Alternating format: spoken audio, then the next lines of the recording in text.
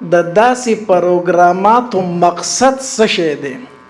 د ختم نبوت کانفرنس، سیرت مصطفی کانفرنس صلی الله علیه وسلم،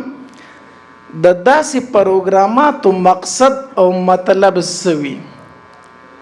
د داسې پروګراماتو مقصد او مطلب دا وی چې زمونږ په زړونو کې د نبی علیه الصلاۃ والسلام مینه پیدا شي.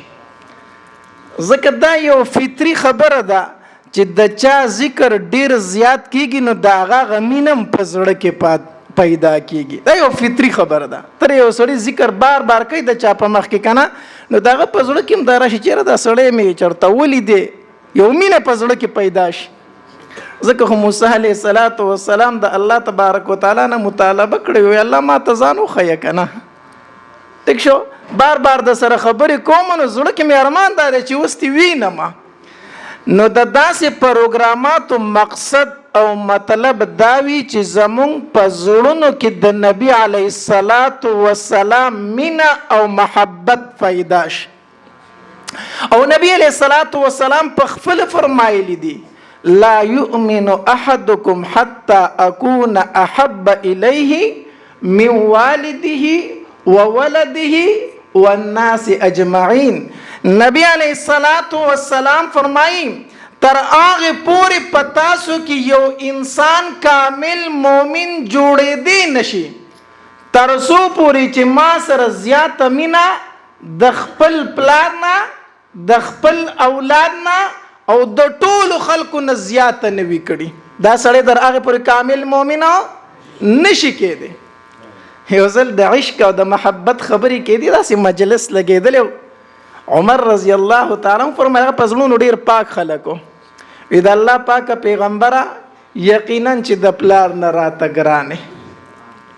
یقینا چې د زوی نه راته ګرانې، یقینا چې د ټولو خلکو نه راته ګرانې، خو د الله پاک پیغمبر خپل ځان راته ګوره ډیر خوږ دی، خپل ځان راته ډیر خوږ دی، د خپل ځان نه راته ګرانو نه. نبی علیہ الصلوۃ والسلام فرمایل عمر کلا داسې نشي کېدی، داسې نشي کېدی. عمر رضی الله تعالی عنہ سوچ وکړو چې ورکه دا څنګه خبره ده، خپل ځان خو ډیر خوږ دی کنه، داسې ده کنه ده. عمر رضی الله تعالی عنہ سوچ وکړو وی دا الله پاک پیغمبر خطا شوم تر باندې د خپل ځان نم زیات ګرانی. دا ویلی وی خطا زکه شوم چې زه د خپل سر پتا باندې شیندلې شم، زه د خپل سینه غشو ته نیولې شم خو تا نشم ورکولې. ما سوچ او فکر نه وکړې زه خطا شوم.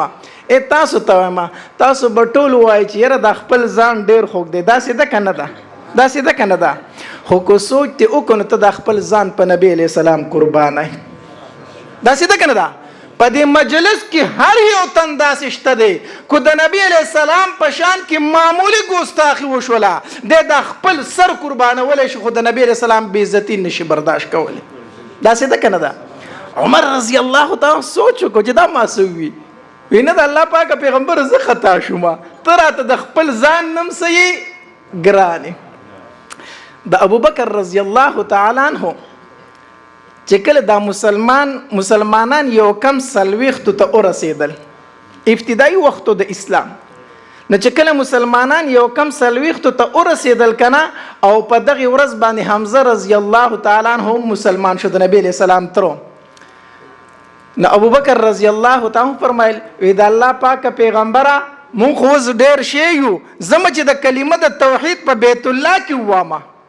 زمه چې د لا اله الا الله محمد رسول الله دا چغه زه د بیت الله سره وم. نبی علیہ الصلوۃ والسلام ورته فرمایل وی ابوبکر ما ته اجازت نشته، ما ته اجازت د الله د طرف نه ما ته دا اجازت نشته. وی نه د الله پاک پیغمبره زه خو به دا کلمه وامه، زه خو به د توحید اواز د بیت الله شریف سره کومه نه کلاریدم. نبی علیہ السلام چې خامخا نه کلاریږي زمونږ در سره مرګري یو چې لاړ شو. نبی علیہ السلام د خپل ملګرو سره او د ابوبکر رضی الله تعالی عنہ سره ورغه. نو ابوبکر رضی الله تعالی عنہ د بیت الله شریف په خوا کې ودرید او دا د اسلام لومبۍ خطبه وخه، لومبۍ خطبه، اوله خطبه په بیت الله کې چې کړي دا چا کړي دا ابوبکر، چا کړي دا ابو بکر رضی الله تعالی عنہ. ابو بکر رضی الله تعالی عنہ د خانه کعبه سره ودرېدو او بیان شروع کو وی اشهد ان لا اله الا الله واشهد ان محمدا عبده ورسوله. ما خو گواہی کړی دا الله یو دی او محمد صلی الله علیه وسلم د الله رښتینی پیغمبر دی. چې دا خبره کولو د کفارو د طرف نه په گزارونه شروع شو او دومره ابو بکر رضی الله تعالی عنہ او خو کنه چې بیوش شو خلکو په لاسونو کې اوچت کو کور ته وړو بیوشي حالت کې د ابو بکر رضی الله تعالی چې کومه قبیله و بنو تیم هغه خبر شو چې زمونږ د قبیله سره قریش والے دي ناغي توري راواغستي وی مونږ خو به د ابو بکر بدل اخلو او په دی والو کې عتبه کافر نو دا د ټولو نه پیش وو وی عتبه وورا کو ابو بکر وفات شو مونږ ته ژوندې نه پریدو توري راوستي عربو کې دا نسب پرستی چې دا قام پرستی دا پکې ډیره ده او کې ډیره زیاته ده وی زمونږ د قام سره ابو بکر کو وفات شو مونږ عتبه نه پریدو ناستی ورته غیر چا پیر د قام خلک ټولو چې دا سیدا ماخامه شو کنه ابو بکر رضی الله تعالی عنہ له حاکمان راوستي دي دوايي ورته کوي او په اړای ابو بکر رضی الله تعالی سترګې اوغړې دي چې څنګه سترګې اوغړې دي کنه خلک خوشاله شو مبارکي ورکړي ژوندې دي نو ابو بکر رضی الله تعالی عنہ به تاسو کې وي زما جانان څنګه دي محمد مصطفی څنګه دا خبر راکړي نو غیر چا پیر چې ته کم خلک ناستو وی مونږ خو راغلی یو توري خوريستلی دي چې مونږ بستا بدل اخلو او ته چې په وښ کې رالی ته بیا د هغې سړي نوم اخلي د چا د وجې نه چې تاوال وخوړل ته بیا د هغې محمد نوم اخلي صلی الله علیه وسلم خلک ترنه روان شو توري کېښودې وی مړه دی په خبره نه پوهېږي پرېږده وایي سړی دی بیا د هغه نوم اخلي دی روان شو د ابوبکر رضی الله تعالی مور راله د هغې نوم ام الخیر و هغې ابوبکر رضی الله تعالی له الوا پخه کړه نرم خوراک وله پوخ کو وی بچیه دا وخوره کنه سار شو ماخام شو وګه تګه دا خو بچي وخوره کنه مور خو موري اگر چې کافر او په دغه ټایم کې ای بچي دا خوراک وک کنه وی موري زما دې په هغه ذات باندې قسم کوم ذات چې زه پیدا کړم تر هغه پورې به زه په جبه سشي کې نه دم چې زه د خپل جانان نه خبر شوی نه ما زه خو خلکو عالم به وښ کړم زما د محبوب به څه حالت کړی ای بچي زه درله کم زینب خبر واخلم داغو ویلار شه د عمر خور چې کومه ده کنه عمر رضی الله په دغه ټیم کې نه دی مسلمان شوی لا وی د عمر خور چې کومه ده ام جمیل دا غینه پښتنه وکړه د عمر رضی الله عنه دا خور مسلمان شي او تاسو واقع اوریدل چې عمر رضی الله پسې ورغه وهلو لا نو دا ام جمیل مسلمان شي او خو پټه مسلمانه و خپل اسلام نه ښکارا کو ویلاړه شه د ام جمیل له تاسو چې محمد مصطفی څنګه دی صلی الله علیه وسلم نو دا ابوبکر رضی الله تعالی دا مور لاړه او ام جمیل سره کېناسته وی زما زوی په بیوشه کې وس په وش کې راغی زه ول خوراک ورکوم څه نه خوري وی در هغه پورې به خوراک نه کوم تر څو چې د محمد نه نیم خبر شوی صلی الله علیه وسلم ام جمیل ویری داغه خپل اسلام پټ ساتلی وکنه وی کوم محمد زه خو نه پیژنم ستا کوم زوی ابوبکر ما ته خو پته نشته دی هغه ورته خبر نه مخستما بچي چې ستا نو مخېلی چې د ام جمیل د نبی له سلام تاسو کوي نو چې ډیر اصرار وکړو وستا بچي چې دومره زخمی دي زه به دغه خواله لاړه شم نو دا د ام الخير سره مرګري شو نو د ابوبکر رضی الله تعالی کور ته ورله نو چې په ابوبکر څنګه سترګې ولګېدې چې په وینو کې سور پروت دی په وینو کې سر پروت دی نو دا ام جمیل مسلمانه و عمر ابوبکر هم مسلمانو نو چې یو بل ولید نو یو بل وچ پیجن یو بل ته ډیر وجړل